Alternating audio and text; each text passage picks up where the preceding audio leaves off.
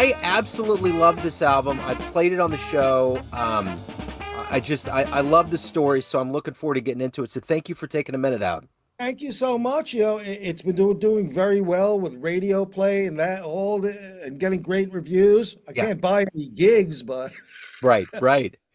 But uh, but at least it's hitting the eardrums. So before we get into the album, I want to know first and foremost, 5 years ago, this pandemic was raging, changed all of our lives, specifically musicians got rearranged. How did you make it through that time period? And how did it either influence this album or what you're doing right now? well, during the pandemic, I had a wonderful time. uh, I just retired from teaching music in high school for 28 years. And so during the pandemic, we were on Zoom. Yeah. And so with my classes, I had to be creative.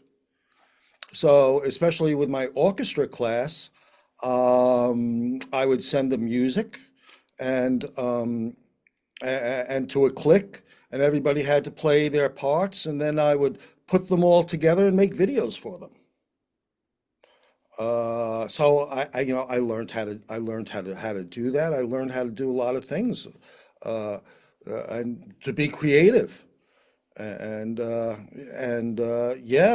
it was just a very fertile period for me in learning new things as a So, teacher. I was recording lots of videos in my studio. yeah, absolutely. So let me ask you this. Talk to me a little bit about this album. How did this album come about? How did you construct? What was the vision? Well, I mean, I've had this group together since the early 90s. And the mainstay within the group was the trumpet player Omar Kabir and myself. And we've had, different configurations within the band. Uh, our first gig was with an alto saxophonist by the name of Andrew Joseph, who's not with us anymore, and Andrew McLeod was on bass, and thank God for Warren Smith. Warren Smith, who was a percussionist. Yeah, you do know? Are you familiar with Warren Yeah, Smith? uh-huh, yeah. So he had a loft, one of the first lofts, music lofts in Manhattan. And Warren Smith was one of my mentors, and with Studio Whist, that was my home base, and I was able to rehearse the band there every week, and we did performances out of Studio Whist. So, at that time through the 80s, I met Warren in 83. Till when did Studio West end? In the early 2000s, 2002, something like that. New York was a very fertile place for creative musicians and creative music, and there were these lofts where one would be able to experiment, and and where people would get together. I met many of the great musicians of that time.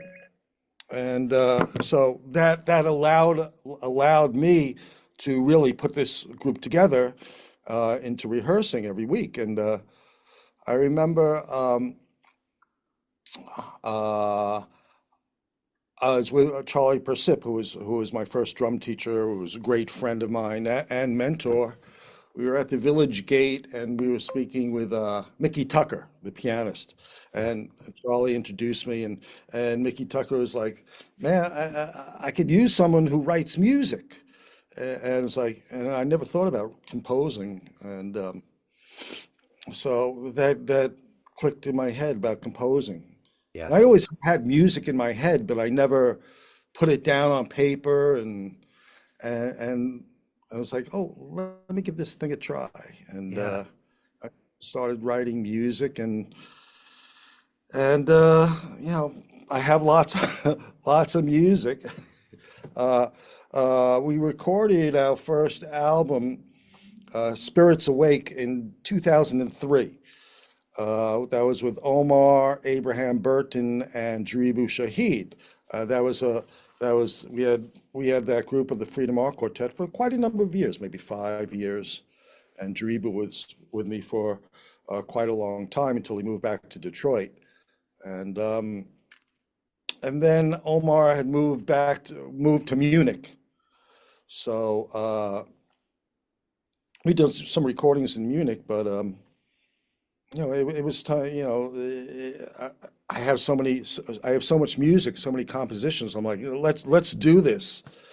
And, I was looking, for players, and Jamaluddin Takuma recommended Alfredo Colon. And so I got in touch with Alfredo, and because we had a gig at Smalls in New York, and so I put together this Freedom Art Quartet with Alfredo Colon and Adam Lane, and it just sounded we really clicked. I'm like, we got to record. So came down to my studio and recorded. Yeah. Yeah. So with First Dance, what are you hoping the listener gets from this album? Uh, uh, I hope sorry. Oh, you're good. Uh, uh, I want the well, like what attracts me to this music was hitting something inside of here, stirring something within my soul, and that's what I hope. That it stirs something within the soul of the listener. Uh, yeah. Well, while they're driving in their car or wherever people listen to music these Yeah. days. Yeah. Yeah, It's in the car yeah, for me. Yeah. CDs. I had to press CDs for radio stations, but the CD format. I don't know. I mean, new cars don't have CDs, and Yeah. I mean, I still have all mine, and Yeah. but and I'm like, and then I'm thinking about pressing some LPs, but it's tough when the gigs aren't coming, Yeah. and you don't have audiences to sell to firsthand. Yeah. After COVID, a lot of places in Manhattan closed down, Yeah. and and then with the skyrocketing rents, and it's just so difficult for club owners to hire creative music. Yeah. Yeah. And I used to be able to, go to places and speak to the owners, and here's the group, here's the music, and you get hired, and now you have so many people coming, wanting to play you. Yeah.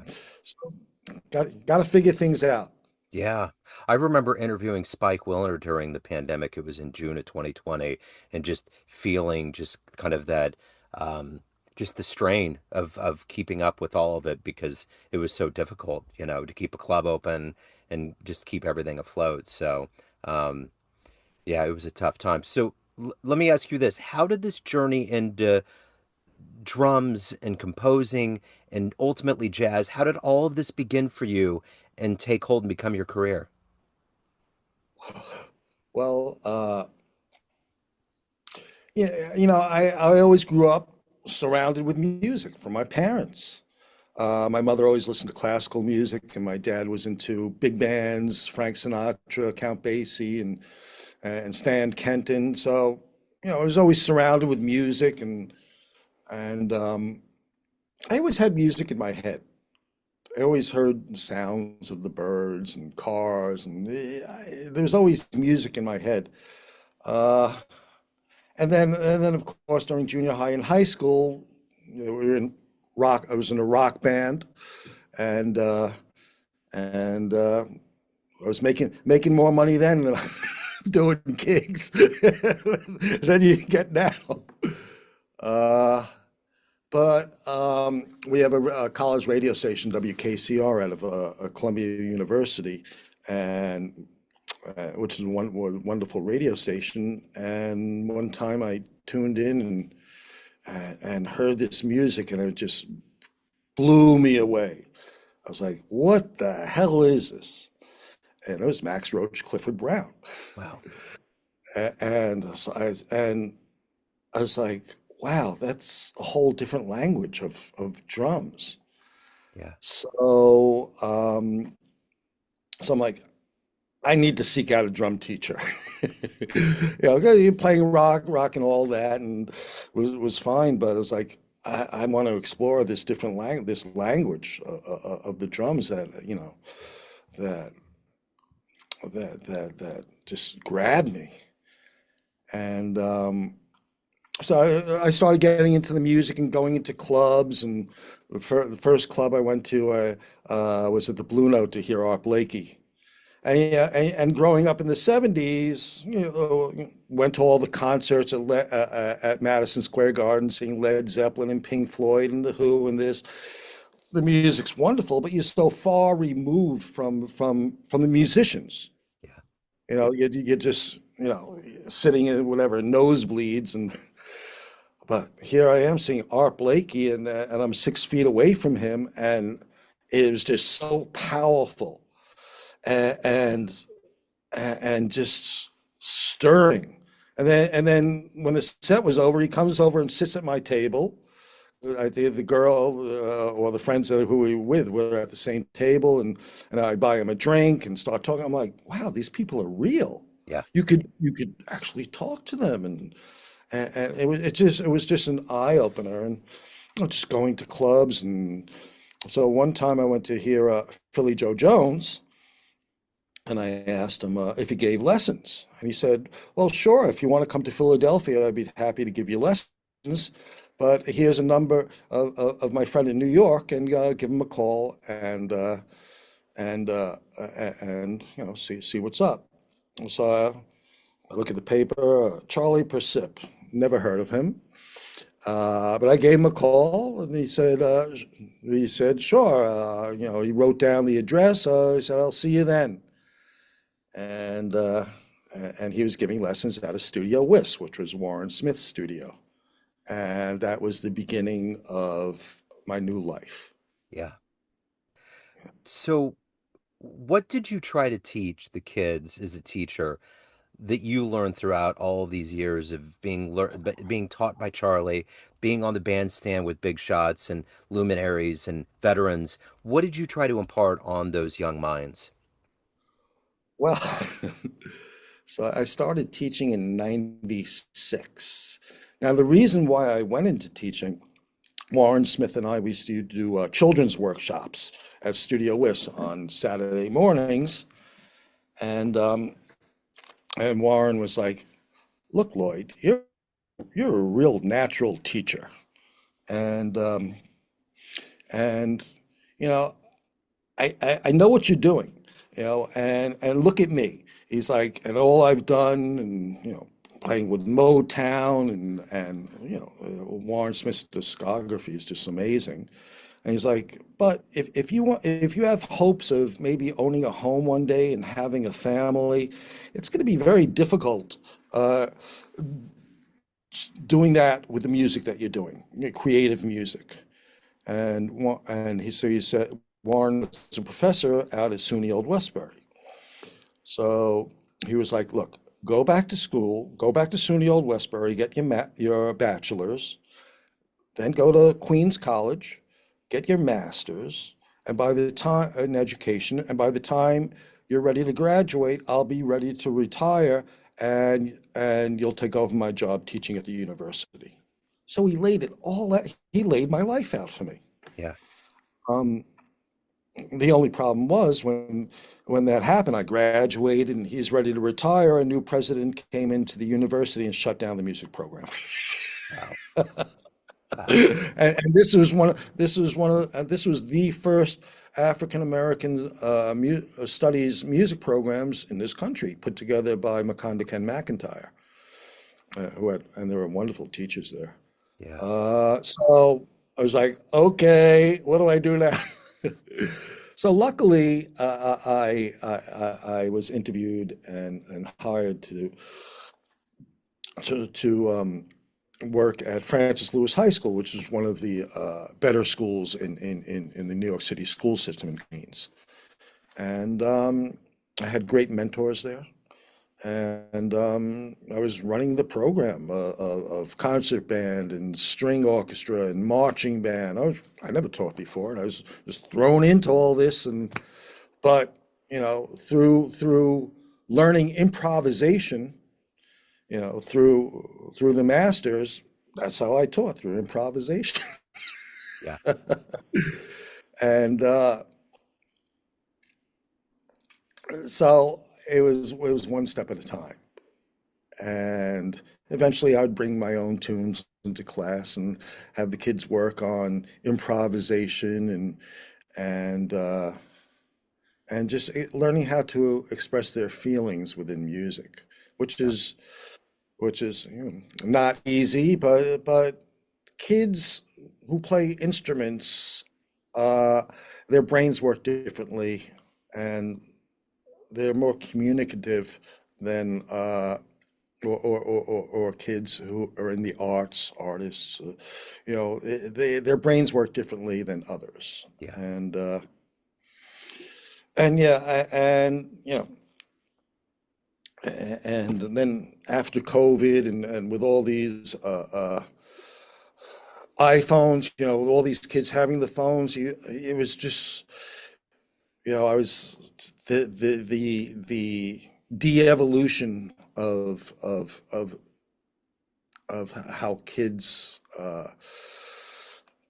the culture is just became it became where I was teaching a history class in music, and the kids would just they were all blank. There Yeah. was nothing there. There Yeah. was nothing there. Kids don't know how to communicate anymore, and they can't be without this. And it was like, it's time. Yeah. Yeah. I get it. I totally get it. So let me ask you this. Why do you love this art form we call jazz? Well, again, it got me through here. And then going out, through Art Blakey and Philly Joe and then meeting these people and talking with them and then studying with them. At Studio Whis, you had all these musicians hanging out. I didn't know who these people were. I didn't know who Marion Brown was. I didn't know who Caliparusha Divday McIntyre was, or Coleridge Taylor Perkinson. These great musicians, they were giving me their time. They were real. I never met people like this. And, these people are on the verge of geniuses. And they gave their time to help me evolve. And it touched me. And and just to see the love and dedication of these people. Ed Blackwell, I studied with, and who just I take lessons with Blackwell.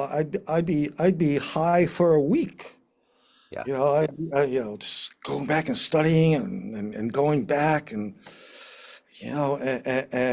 these were people who were real. With Charlie Persip, we became very good friends. I was uh, uh, his drum tech for 40 years. And I go out on the road with him and meet Aaron Bell and all these wonderful people, and they were also giving and real, and there was no bullshit, Yeah. Yeah. and I never met people like this before, and you know, it's this total inspiration on all It's a levels. it's a beautiful community. I totally get it. So let me ask you this. At the end of the day, Lloyd, everyone has a perception of you. Family, friends, fans, all of your students, everyone that knows you, but you run the show. What's your perception of you? Who do you think you are? Well, I have an 11 and 12-year-old now. So I'm trying to be a good daddy. And both of my boys play music. And so I'm trying to be a good family man. And in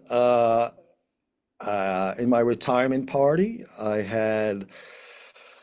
I threw a party for my past students, and I had about 70 of my past students come to my home and celebrate and play music, and you know, I, it's about love Yeah. and giving of your and being real, and that's all I try to be. You know, I don't try to be anybody else. I just try to give of myself, and the music comes from here. So when people are hearing like this album, you know, it's from my feelings in the past, or of the moment when the music was captured. You know, and I got lots more music. I dig it. So if anyone wants to pick up a copy of the album, is Bandcamp the best place to get First Dance? Or freedomartrecords.com. Okay. I have they can buy CDs from there. Okay. I'm gonna press some LPs and see what happens. And I'm ready to get back into the studio and because that you know and record another one. I love it. I'm going to put links in the show notes to this. Again, I love the album. Thank you so much for opening up your musical world a little bit. I really appreciate it. And I appreciate you taking the time to be with me. It's been a Hey, pleasure. jazz fans, Joe Domino of Neon Jazz here. Proud to let you know about the triumphant return of the Kansas City Blues and Jazz Festival to Legends Field at the home of the KC Monarchs with a stellar lineup. Grammy-winning Stanley Clarke, Carl Denson's Tiny Universe, jazz master Bill Frisell, and KC luminaries Jackie Myers and Brody Buster. Tickets and more for this electrifying two-day event is found at monarchsbaseball.com, then click on special events. This October 3rd and 4th, join us as we bring magic and music back to Kansas City.